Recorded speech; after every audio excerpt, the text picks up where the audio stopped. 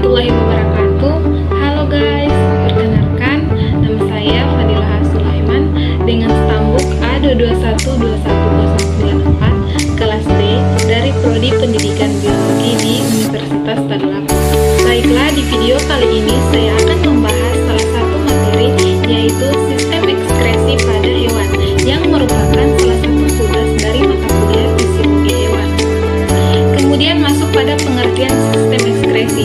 Sistem ekskresi adalah proses pengeluaran zat sisa metabolisme yang sudah ada di setiap makhluk hidup, sama halnya pada hewan yang memiliki sistem ekskresi namun berbeda-beda. Selanjutnya masuk pada sistem ekskresi pada vertebrata. Di sini, pada hewan vertebrata akan membahas 4 kelas, yaitu Pisces, amfibi, reptil, dan aves. Kemudian, kenapa tidak dengan mamalia?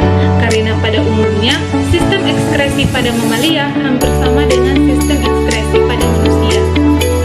Pada umumnya, setiap sisa produk makanan yang dikonsumsi oleh hewan vertebrata dibuang dalam bentuk amoniak, urea, dan asam urat.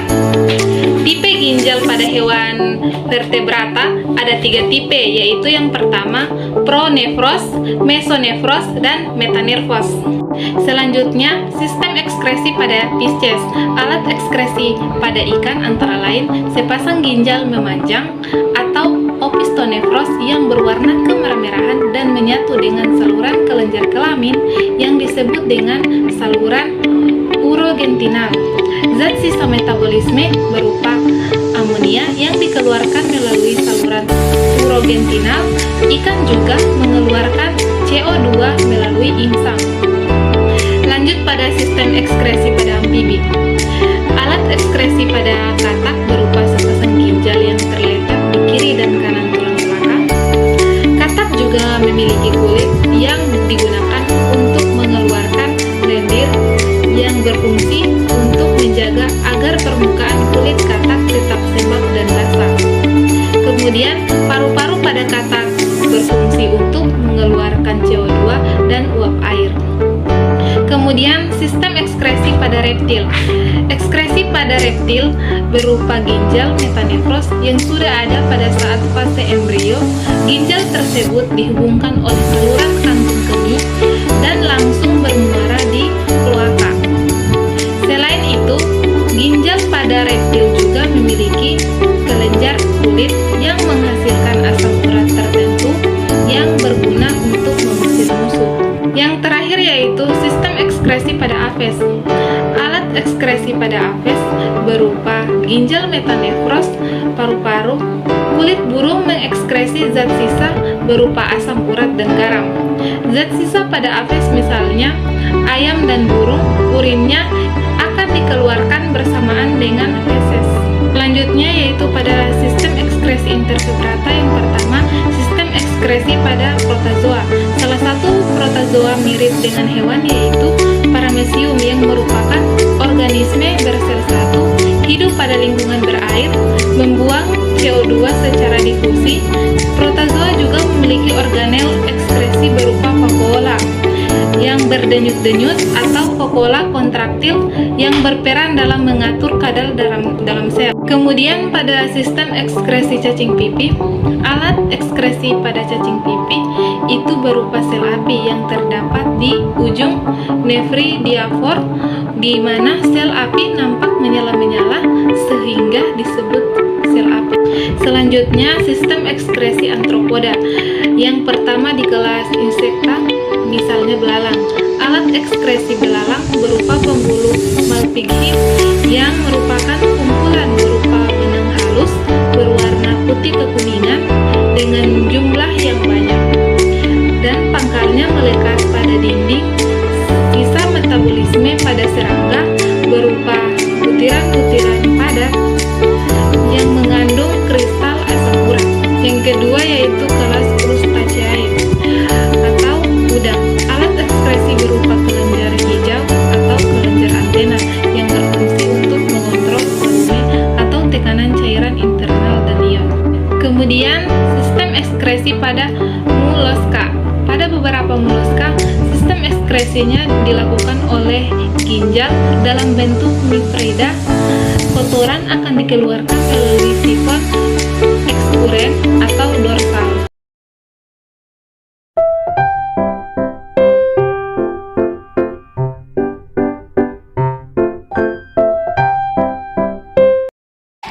Assalamualaikum warahmatullahi wabarakatuh. Halo guys, perkenalkan nama saya Fadilah Sulaiman dengan stambuk A221-21094 kelas D dari Prodi Pendidikan Biologi Universitas Tadulako. Baik, di sini saya akan membahas salah satu materi yaitu sistem pernapasan pada hewan yang merupakan salah satu tugas mata kuliah fisiologi hewan. Yang pertama yaitu pengertian sistem pernapasan. Sistem pernapasan sering juga disebut dengan sistem respirasi, yang merupakan sistem organ yang digunakan untuk proses pertukaran gas, di mana sistem pernapasan ini merupakan salah satu sistem yang sangat berperan penting dalam tubuh untuk menunjang kelangsungan hidup dan memiliki fungsi untuk memasukkan oksigen ke dalam tubuh serta membuang karbon dioksida dari dalam tubuh. Kemudian pada sistem pernapasan pada hewan, yang pertama yaitu sistem pernapasan pada mamalia. Hewan yang menyusui atau disebut dengan mamalia bernapas menggunakan paru-paru. Pada hewan mamalia terbagi menjadi dua bagian, yaitu hewan yang hidup di darat dan juga hewan yang hidup di air, sama-sama bernapas menggunakan paru-paru. Tetapi pada hewan yang hidup di air, dia terdapat hidungnya dilengkapi dengan katup. Pada katup ini akan menutup pada saat menyelam dan akan terbuka pada saat di permukaan air. Paru-paru berfungsi untuk menukar oksigen dari udara yang dihirup. Contoh hewan yang hidup di darat seperti jerapah, singa, dan kucing. Sedangkan hewan yang hidup di air yaitu paus dan lumba-lumba. Yang kedua yaitu sistem pernapasan pada aves. Salah satu contoh hewan yang termasuk di kelas aves yaitu adalah burung, di mana burung merupakan hewan yang berdarah panas seperti mamalia sehingga suhu tubuhnya bersifat stabil. Burung bernapas menggunakan paru-paru atau biasanya disebut dengan pundi-pundi udara. Burung memiliki dua lubang hidung, yaitu lubang hidung luar terletak pada bagian pangkal paru dan bagian atas, dan lubang hidung dalam berada terletak di langit-langit mulut. Kemudian yang ketiga yaitu sistem pernapasan pada reptil. Pada umumnya, hewan kelas reptil bernapas menggunakan paru-paru. Paru-paru pada reptil terdapat beberapa lipatan dinding yang berfungsi untuk memperbesar permukaan pertukaran gas. Contoh hewan reptil yaitu buaya, cicak, kadal, dan biawak. Kemudian yang keempat yaitu sistem pernapasan pada amfibi. Salah satu contoh hewan amfibi yaitu katak. Pada saat katak masih berada di fase berudu atau kecebong, dia bernapas menggunakan insang. Namun setelah berubah menjadi dewasa, maka katak bernapas menggunakan paru-paru dan kulit. Yang kelima yaitu sistem pernapasan pada Pisces. Pada hewan kelas Pisces contohnya yaitu ikan yang bernapas menggunakan insang yang terdapat pada sisi kiri dan kanan dan memiliki fungsi untuk bernapas. Insang juga berfungsi sebagai alat ekskresi dan transportasi garam-garam. Kemudian yang keenam yaitu sistem pernapasan pada cacing tanah. Cacing tanah bernapas menggunakan permukaan tubuhnya. Cacing tanah memiliki kulit tipis yang terdiri dari pembuluh darah. Hal ini membuat energi dapat menyerap oksigen secara langsung. Kemudian yang terakhir yaitu sistem pernapasan pada serangga. Alat pernapasan serangga berupa trakea. Sekian video materi dari saya, segala kekurangannya saya mohon maaf. Wabillahi taufiq wal hidayah. Wassalamualaikum warahmatullahi wabarakatuh. Terima kasih. Bye-bye.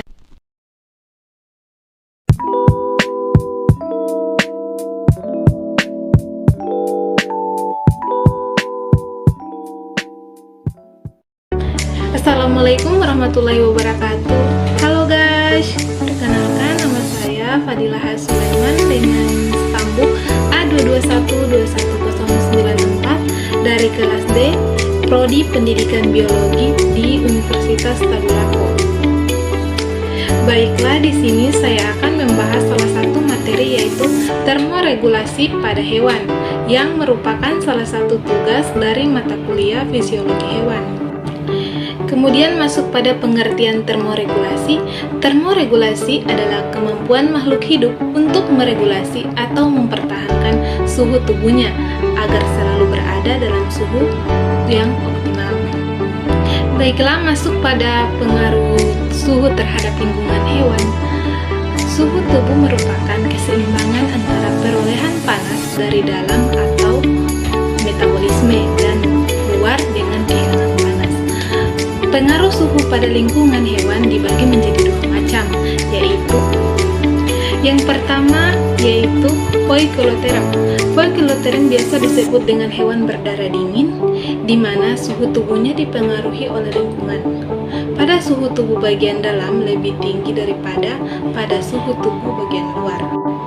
Yang kedua yaitu homoiterm, di mana homoiterm biasanya disebut dengan hewan berdarah panas. Pada hewan ini suhunya lebih stabil. Hal ini dikarenakan adanya reseptor dalam otaknya sehingga dapat mengatur suhu tubuhnya. Contoh hewan berdarah panas yaitu bangsa apes dan juga mamalia. Kemudian masuk pada interaksi antara hewan dan lingkungannya. Hewan yang mengalami pertukaran panas dengan lingkungan sekitar atau dikatakan dengan interaksi panas. Interaksi tersebut dimanfaatkan oleh hewan sebagai cara untuk mengatur suhu tubuh mereka. Interaksi panas antara hewan dan lingkungannya terjadi melalui 4 cara, yaitu yang pertama yaitu konduksi. Konduksi adalah perpindahan atau pergerakan panas antara dua benda yang saling bersentuhan. Panas mengalir dari suhu tubuh yang lebih tinggi ke suhu tubuh yang lebih rendah. Yang kedua yaitu konveksi. Konveksi adalah perpindahan panas antara kedua benda yang terjadi melalui zat air atau fluida yang bergerak. Yang ketiga yaitu radiasi. Radiasi adalah perpindahan panas antara dua benda yang tidak saling bersentuhan, misalnya pada proses perpindahan panas dari matahari ke tubuh hewan.